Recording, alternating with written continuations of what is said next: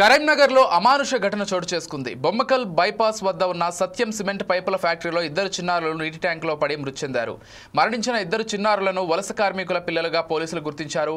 ఈ ఘటనపై కేసు నమోదు చేసి దర్యాప్తు ప్రారంభించారు. ఇంత పెద్ద సంఘటన జరిగి ఇద్దరు చిన్నారులు చనిపోయినా ఫ్యాక్టరీ యజమాని మాత్రం లేబర్ అధికారులకు సమాచారం ఇవ్వలేదు.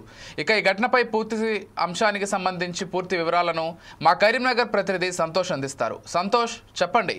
కరీంనగర్ కేంద్రంలో ఒక అమానుష ఘటన చోటు చేసుకుంది. కరీంనగర్ కేంద్రంలో ఉన్నటువంటి బొమ్మకల్ ప్రాంతంలోని సత్యం బ్రిక్స్ ఫ్యాక్టరీలో పైపులు తయారు చేసే ఒక కంపెనీలో అయితే ఇద్దరు చిన్నపిల్లలు అక్కడ ఉన్నటువంటి వాటర్ ట్యాంకులో పడి చనిపోవడం జరిగింది. వాళ్ళ కుటుంబాలు అయితే ప్రస్తుతం ఒక విషాద ఛాయలు అలుముకున్నాయని చెప్పుకోవచ్చు. అసలు అక్కడ ఉన్నటువంటి పైపుల ఫ్యాక్టరీలో చిన్నపిల్లలు అలా మరణించడానికి కారణాలు ఏంటి, అసలు అక్కడ ప్రమాదం ఎలా జరిగింది, అసలు అక్కడ జరిగిన ప్రమాదంలో అక్కడున్న సమయంలో పిల్లలను సంరక్షించడానికి తల్లిదండ్రులు ఏం చేస్తున్నారు, అక్కడ సెక్యూరిటీ గార్డ్స్ లేరా అనే కొన్ని అనుమానాలు అయితే వస్తున్నాయి. అయితే వాళ్ళు అక్కడ మరణించారా లేదా, ప్రమాదం జరిగిన వెంటనే వాళ్ళని హాస్పిటల్కి తరలించడం అయితే జరిగింది.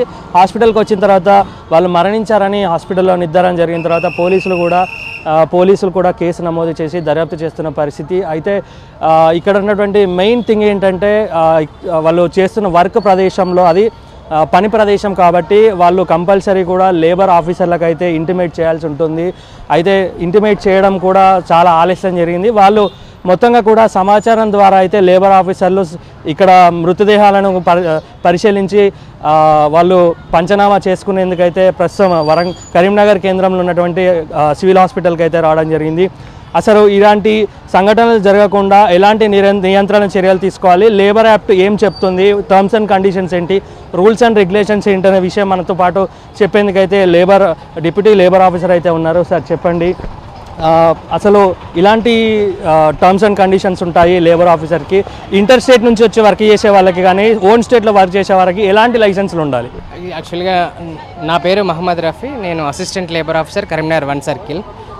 యాక్చువల్గా ఇప్పుడు ఇంటర్ స్టేట్ మైగ్రెంట్స్ వర్కర్స్ ఎవరైతే ఉన్నారో వీళ్ళంతా బీహార్ నుంచి వచ్చి ఉన్నారు.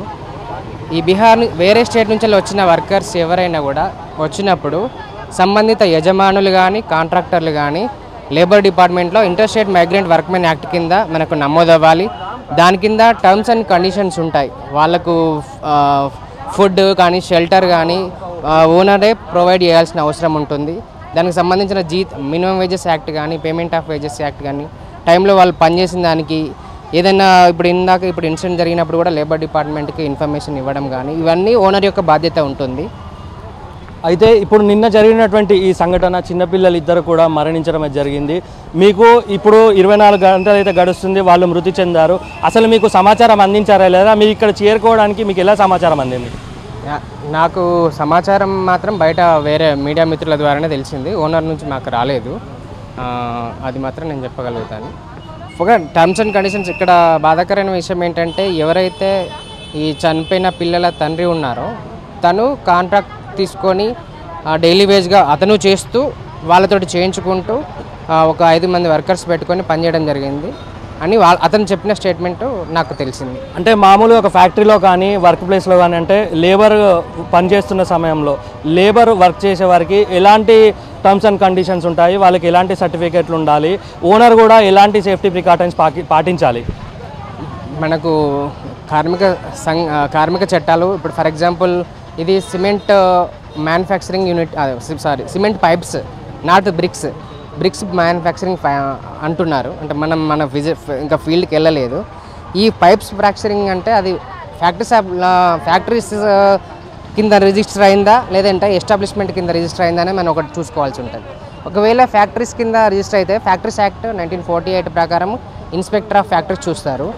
లేదు అన్నప్పుడు అదర్ దాన్ ఎస్టాబ్లిష్మెంట్ అయినప్పుడు లేబర్ డిపార్ట్మెంట్ చూస్తుంది. ఏదైనా కూడా సేఫ్టీ మెజర్స్ కానీ సేఫ్టీ టర్మ్స్ అండ్ కండిషన్ కానీ యాజ్ పర్ ద లాలో ఏముంటుంది. ఫర్ ఎగ్జాంపుల్ అక్కడ ఒక హజార్డస్ ఉంది అంటే దానికి ఖచ్చితంగా రెడ్ మార్క్ చేయాల్సి ఉంటుంది. ఇది బిల్డింగ్ కన్స్ట్రక్షన్ వర్కర్స్ యాక్ట్లో కూడా ఒకవేళ పనిచేసేటప్పుడు ఉన్నట్టయితే దానికి రెడ్ మార్క్ చేయాలి. ఎక్కడైతే ప్రమాదం ఉందో అది చూసినా కార్మికులే కాదు విజిటర్స్ కూడా అది వర్తిస్తుందని తెలియదు. అంటే ఇప్పుడు సంఘటన జరిగిన సమయం నుండి అయితే మీకు ఆ ఓనర్ ఎట్లాంటి సమాచారం అందించలేదు. అసలు వారికి ఏమేం సర్టిఫికేట్స్ ఉన్నాయి అనే విషయం తనని మీరు అడిగారా? ఏమేం సర్టిఫికేట్స్ ఉన్నాయి, పనిచేస్తున్నటువంటి వ్యక్తి దగ్గర కూడా ఏమేం సర్టిఫికేట్స్ ఉండాలి? యాక్చువల్గా ఇప్పటివరకైతే మనకు ఓనర్ అందుబాటులో రాలేదు. ఓనర్ తరపున అతను సత్యనారాయణ అని అతను ఇన్ఛార్జ్ వచ్చారు. సార్ నా దగ్గరనైతే ప్రస్తుతానికి ఇలాంటి సర్టిఫికేట్స్ అయితే మనకైతే ప్రొడ్యూస్ చేయలేదు.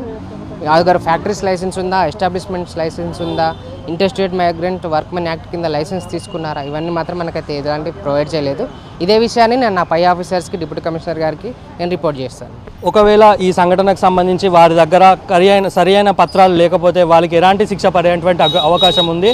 దానికి సంబంధించి బాధ్యత లేబర్ ఆఫీసర్స్ తీసుకుంటారా లేకపోతే కుటుంబ సభ్యులే తీసుకోవాలా? నో యాక్చువల్గా ఏంటంటే ఇప్పుడు ఈ ఏదైతే రిజిస్ట్రేషన్కి సంబంధించి కానీ అండ్ సేఫ్టీ, ఒకవేళ ఫ్యాక్టరీలో రిజిస్టర్ కాలేదనుకోండి, ఇన్స్పెక్టర్ ఆఫ్ ఫ్యాక్టరీస్ వాళ్ళు యాజ్ పర్ ద లా ఏదైతే ఫ్యాక్టరీస్ యాక్ట్ ఏదైతే ఉందో దాని ప్రకారం, ఒకవేళ మేమైనట్టయితే మా రోల్లో దేనికైతే ఇన్స్పెక్టర్గా నోటిఫై అయి ఉన్నామో దాని కింద మేము ఇంటర్స్టేట్ మైగ్రెంట్ వర్కర్ మ్యాన్ యాక్టే కానీ షాప్స్ అండ్ ఎస్టాబ్లిష్మెంట్ యాక్టే కానీ ఏది యాజ్ పర్ ద నామ్స్ ప్రకారం మేము ఇన్స్పెక్టర్గా మేము దానికి.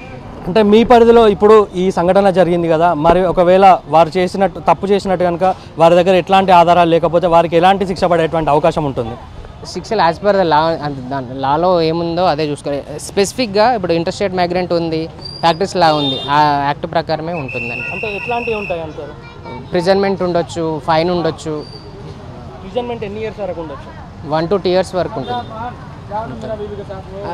With fine or without fine కూడా ఉంటుంది. కార్మికులే అన్నట్టయితే ఎంప్లాయీ కంపెన్సేషన్ యాక్ట్ అని ఉంటుంది. ఎంప్లాయీ కంపెన్సేషన్ యాక్ట్ కింద అతని ఏజ్కు తగ్గట్టు మనకు కండిషన్ పాయింట్స్ ఉంటాయి. ఆ పాయింట్స్ ప్రకారం చేయాల్సి ఉంటుంది. కానీ చనిపోయిన వాళ్ళు వర్కర్స్ ఆర్ సూపర్వైజర్స్ వాళ్ళ పిల్లలే కాబట్టి దాని లేబర్ డిపార్ట్మెంట్ నుంచి వాళ్ళకి ఎలాంటి సంక్షేమం అయితే లేదు. యాక్ట్ ప్రకారం ఏదైనా వయలేషన్ ఉంటే దాని ప్రకారం మేము చర్య తీసుకుంటాం. అంటే ఇప్పుడు ఈ విషయాన్ని అంటే జరిగిన సంఘటన అయితే ఒక ప్రైవేట్ ప్లేస్లో కాదు, ఒక పని జరిగేటువంటి ప్రదేశంలో జరిగింది. అక్కడ చనిపోయింది కూడా 2 చిన్న పిల్లలు. అంటే ఈ విషయాన్ని కూడా వాస్తవానికి అయితే పని ప్రదేశం కాబట్టి కంపల్సరీ లేబర్ ఆఫీసర్కి అయితే ఇన్ఫామ్ చేయాల్సి ఉంటుంది. మరి మీకు ఇన్ఫామ్ చేయలేదు, దాంతో మీరు ఏమంటారు అసలు? అది యాక్చువల్లీ ఇందులో దాన్ని మాత్రం మేము నోట్ చేసుకొని నేను రిపోర్ట్ చేస్తాను. అంటే ఎందుకు ఆ ఓనర్ మీకు ఇంటిమేట్ చేయలేదంటారు? అసలు ఎస్కేప్ కావడానికా దేనికోసం అసలు? మనం చెప్పలేమండి, అది మనం చెప్పలేము. ఎస్కేప్ అవ్వడానికి నేను ఎట్లా చెప్పగలుగుతాను? వాళ్ళ ఇంటెన్షన్ ఏంటో మనకు చెప్పలేము కదా.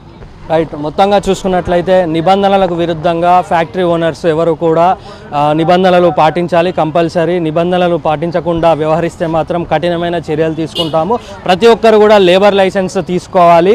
ఎవరైనా ఇంటర్స్టేట్ మైగ్రేటెడ్ పీపుల్ వచ్చి ఇక్కడ పనిచేస్తే మాత్రం వాళ్ళకు ప్రత్యేకమైన ఒక లైసెన్స్ తీసుకోవాలి. అంతేకాకుండా వారికి సంబంధించి పూర్తి సేఫ్టీ మెజర్స్ కూడా పాటించాలి.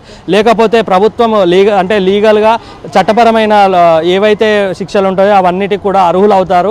కంపల్సరీ ఫ్యాక్టరీలో ఉండేటువంటి లేబర్కి అన్ని విధాలా కూడా వాళ్ళకు భద్రతా పరిణామాలు అయితే తీసుకోవాలన్న విషయాన్ని అయితే మనకు డిప్యూటీ లేబర్ ఆఫీసర్ స్పష్టం చేస్తారు. కెమెరామ్యాన్ శ్రవంత్తో reporter Santosh Kumar, 4 Sides news, Karimnagar నుంచి.